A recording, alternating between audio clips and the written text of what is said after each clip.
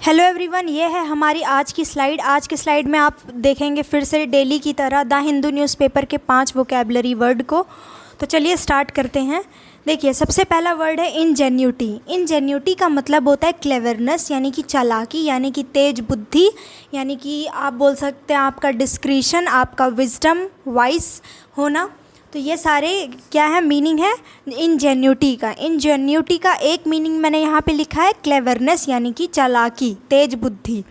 अब देखिए सेंटेंस में कैसे मैंने यूज़ किया है। This task is difficult and may require some ingenuity. This task, this में आप किसी भी टास्क को मान लीजिए कि एक टास्क के बारे में बात हो रही है कि ये टास्क बहुत ही ज़्यादा डिफ़िकल्ट है and it may require some ingenuity, यानी कि डिफ़िकल्ट टास्क है पर उसका मतलब ये नहीं कि सिर्फ हार्ड वर्क करना है। It also requires smart work and to do smart work you require ingenuity, यानी कि क्लेवरनेस। तो फॉर एग्ज़ाम्पल स्टॉक मार्केटिंग, जैसे कि इसमें प्रॉफिट तो बहुत होता है, लोग अमीर तो बहुत बनते हैं, बट ये भी डिफ़िकल्ट टास्क है। इसमें एनालिसिस वगैरह करना, इन सब के लिए आपको स्किल चाहिए होती है, विजडम, तेज बुद्धि चाहिए होती है, यानी कि इंजेन्यूटी आपको चाहिए होती है। ठीक है, तो आपने क्या वर्ड देखा, इंजेन्यूटी आपने देखा। इंजेन्यूटी का मतलब था क्लेवरनेस। तो चलिए मूव ऑन करते हैं नेक्स्ट वीडियो पे, नेक्स्ट स्लाइड पे। नेक्स्ट वर्ड है आपका रेजिलेंस। रेजिलेंस का मतलब होता है लचीलापन। जैसे कि पेड़ की टहनियाँ होती हैं लचीली, कि बहुत ज़्यादा तूफ़ान हवा चलता है तो क्या क्या होता है, कभी कभी ब्रांचेस पूरी मुड़ के मिट्टी तक आ जाती हैं, लेकिन टूटते नहीं हैं पेड़। तो उस लचीलापन को इंग्लिश में बोलते हैं रेजिलेंस। अब ये पेड़ के कॉन्टेक्स्ट में भी आप लचीलापन को रेजिलेंस बोलेंगे, और एक नॉर्मल सेंस में भी इसका यूसेज कैसे होता है कि मान लीजिए कि कोई इंसान था जो वो कुछ, मान लीजिए कोई स्टार्टअप करना चाहता था, उसने शुरू किया, वो फेल हुआ, पर फेल होने के बाद जो उसको कष्ट पहुंचा, उसके बाद उसके अंदर इतना लचीलापन था कि उस सिचुएशन से वो उभर के फिर से वापस हो गया। जैसे कि एक रबर बैंड होती है, आप उसको खींचते हैं, फिर वो अपने पोजीशन पे वापस आ जाती है इलास्टिसिटी के वजह से। सेम वैसा ही सिचुएशन, लाइफ में कोई प्रॉब्लम, हर्डल्स आना, हिंड्रेंस आना, और उस पे आपका रुकना नहीं, और आप वापस से अपनी पोजीशन को रिस्टोर कर ले, अपने माइंडसेट को। तो इस तरीके से भी इस वर्ड को यूज़ किया जाता है। और पेड़ वाला लचीलापन तो होता ही है इसका मीनिंग। तो देखिए, हिंदी में मीनिंग है लचीलापन, और नेक्स्ट में इंग्लिश में क्या लिखा हुआ है, The ability of a substance to return to its usual shape after being bent, stretched or pressed। वही मीनिंग कि जो एबिलिटी होती है एक सब्सटेंस की कि वो वापस से अपना शेप पे ले लेता है, मतलब कि बेंड कर दो, स्ट्रेच कर दो, प्रेस कर दो, तो उसका एक एबिलिटी होती है कि वो इंसान खुद को रिस्टोर कर लेता है अपनी ओरिजिनल पोजीशन में। So that is known as resilience बोला जाता है। सेंटेंस में कैसे यूज़ किया है, the plant fibre has incredible strength and resilience.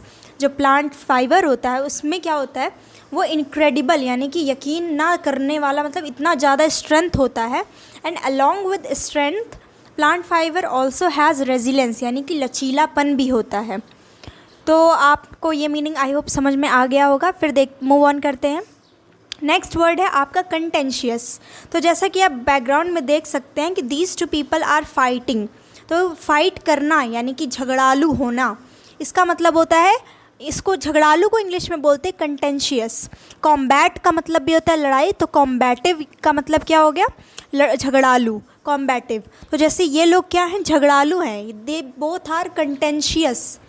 तो देखिए सेंटेंस क्या मैंने बनाया है, this decision is extremely contentious, यानी कि कोई डिसीजन होगा, आप कोई भी डिसीजन मान लीजिए, तो ये डिसीजन एक्सट्रीमली कंटेंशियस है, यानी कि ये डिसीजन हद से ज़्यादा झगड़ालू है, यानी कि इस निर्णय से, इस डिसीजन से पे झगड़े हो सकते हैं, यानी विवाद हो सकता है।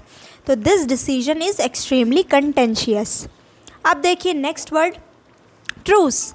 ट्रूस का मतलब होता है सीज़ फायर, या फिर कह लीजिए एक प्रकार की एग्रीमेंट। मान लीजिए कोई दो देश हैं, वो आपस में लड़ाई कर रहे हैं।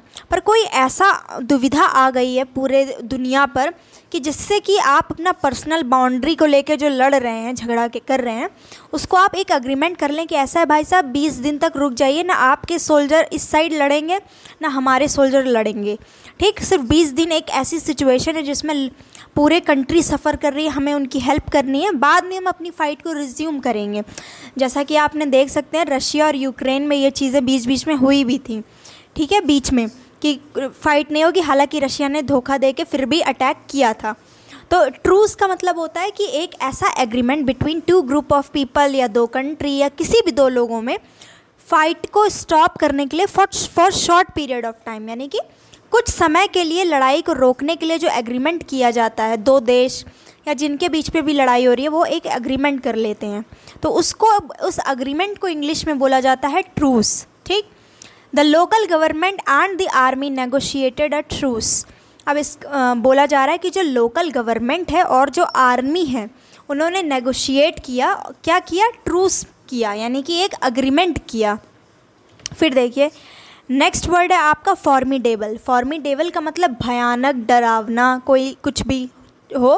तो जैसे बैकग्राउंड में लॉयन है, तो lion is a formidable animal, यानी कि लॉयन जो है एक भयानक, एक डरावना एनिमल है, जानवर है। ठीक, तो फॉर्मिडेबल मीन्स डरावना, भयानक। नेक्स्ट है ससेप्टिबिलिटी। ससेप्टिबिलिटी का मतलब होता है वल्नरेबिलिटी। अब आपको यहाँ से भी ना समझ में आए तो उसको दूसरे तरीके से समझेंगे। The state of being fragile और ईजिली अफेक्टेड। ससेप्टिबिलिटी का मतलब नाजुकपन।